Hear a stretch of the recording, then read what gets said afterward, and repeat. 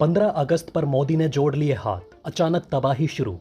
मोदी ने फूका महायुद्ध का बिगुल, भयंकर ऐलान से कांप गई बीजिंग की धरती। क्या है चीन को 15 अगस्त का गिफ्ट? 15,000 करोड़ रुपए खर्च करके मोदी ठोकेंगे चीन की ताबूत में आखिरी कील। बोरिया बिस्तर बांधने लगा चीन। एलएसी में चीन की छाती पर मोदी ने दौड़ाए बुलडोजर। पीओके नहीं, अब अक्साई चीन है भारत का मेन टारगेट। अक्साई चीन पर हमले के लिए मोदी ने उठाया सबसे बड़ा कदम। सीमा पर भीषण युद्ध के लिए भारत ने बना डाला गोला बारूद से भी भयंकर हथियार। पाकिस्तान में छाया मातम।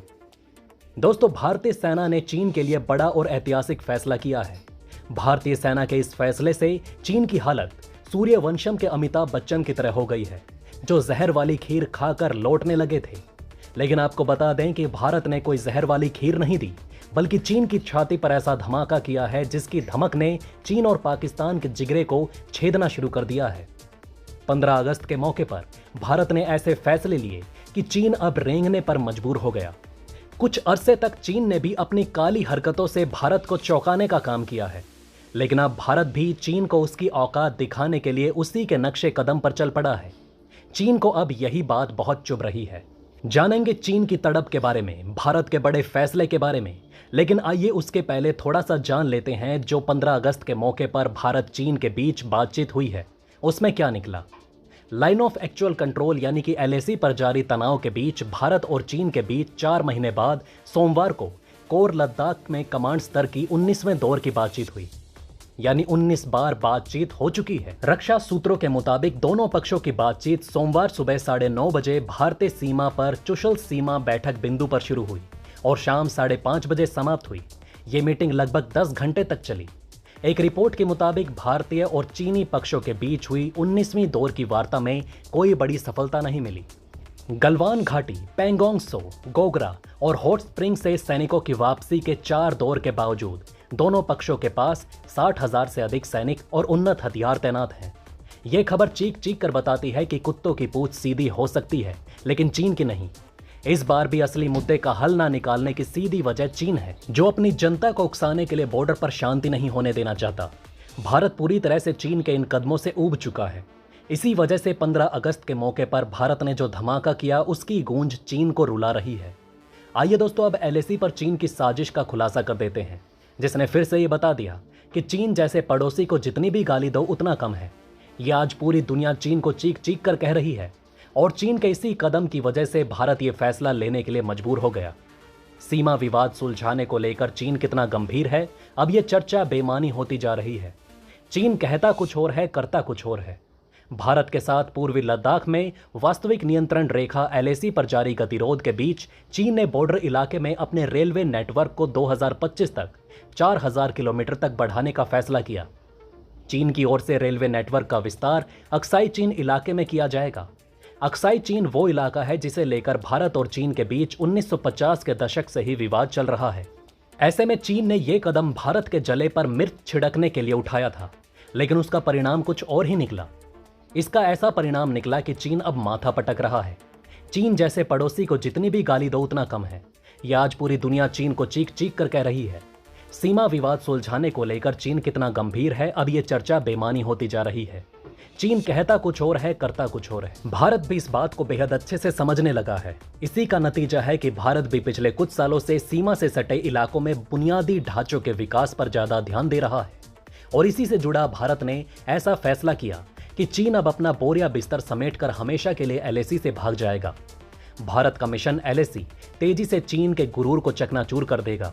ये कोई दावा नहीं, बल्कि वो सच्चाई है जो सीमा सड़क संगठन यानी कि बीआरओ, बॉर्डर रोड ऑर्गेनाइजेशन ने खुद 15 अगस्त के मौके पर उजागर की। बीआरओ के मुताबिक पिछले कुछ सालों में एलएसी पर भारत के सड़क निर्माण में अचानक तेजी आई। मतलब बहुत तेजी से भारत के जवान चीन की रेड आर्मी की गर्दन तक पहुंच रहे हैं। पहले एलएसी पर 600 किलोमीटर प्रति वर्ष की रफ्तार से बीआरओ सड़कें बना रहा था। अब ये सड़कें 1200 किलोमीटर प्रति वर्ष की रफ्तार से बन रही हैं।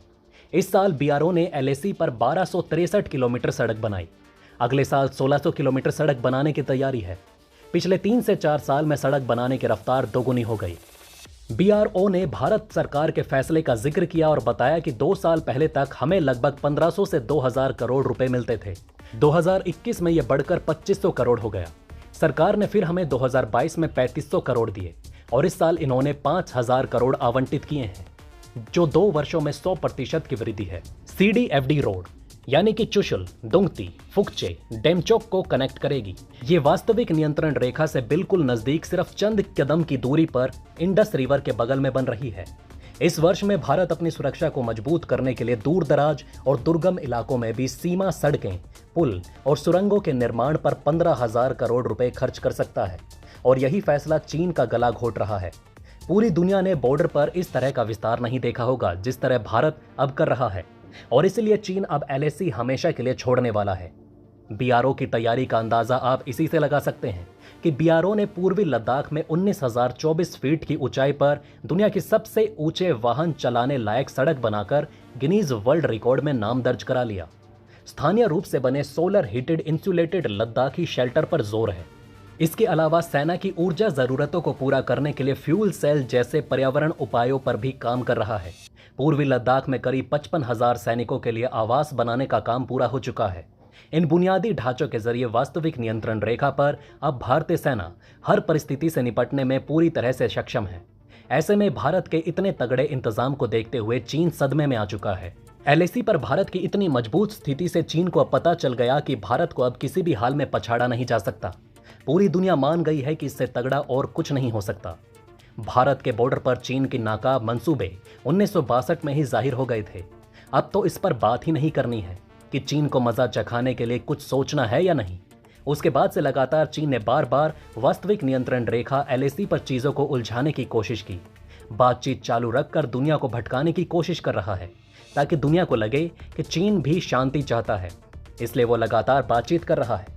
इसी की आड़ में कभी लद्दाख में तो कभी सिक्किम और अरुणाचल प्रदेश में चीन शर्मनाक हरकतें कर रहा है। लेकिन 2020 में जब पूरी दुनिया कोरोना के कोहराम से करा रही थी, तब उसने लद्दाख में जो कुछ किया उससे जाहिर हो गया कि उसकी नीतियों में विस्तारवाद हर चीज पर हावी है। चीन विस्तारवाद का कीड़ा बन चुका है। लेकिन चीन को पहली बार गलवान घाटी में ही भारतीय सेना ने एहसास करा दिया था कि अब भारत बदल चुका है। भारत ने चीन की जो धुनाई की उससे चीन के मुंह पर तो कालिख लग ही गई, लेकिन उसके साथ साथ दुनिया को भी पता चल गया कि भारत बदल गया है। और इसी के बाद भारत के जलवे 7वें आसमान को छूने लगे हैं। दोस्तों, अब आप हमें कमेंट सेक्शन में बताएं कि क्या ये बातें आपको पहले से पता थी। अगर नहीं तो इनमें से कौन सी बात आपको सबसे ज़्यादा इंटरेस्टिंग लगी, और कमेंट बॉक्स में जय हिंद लिखना ना भूलिएगा। तो दोस्तों, हमारे इस वीडियो में हमने आपको बहुत सी बातें बताने की कोशिश की। अगर आपको हमारी ये कोशिश अच्छी लगी हो तो प्लीज़ लाइक करें इस वीडियो को, और इसी तरह की और जानकारी पाने के लिए चैनल को सब्सक्राइब ज़रूर करें। जितना हो सके इस वीडियो को शेयर करना ना भूलें। धन्यवाद।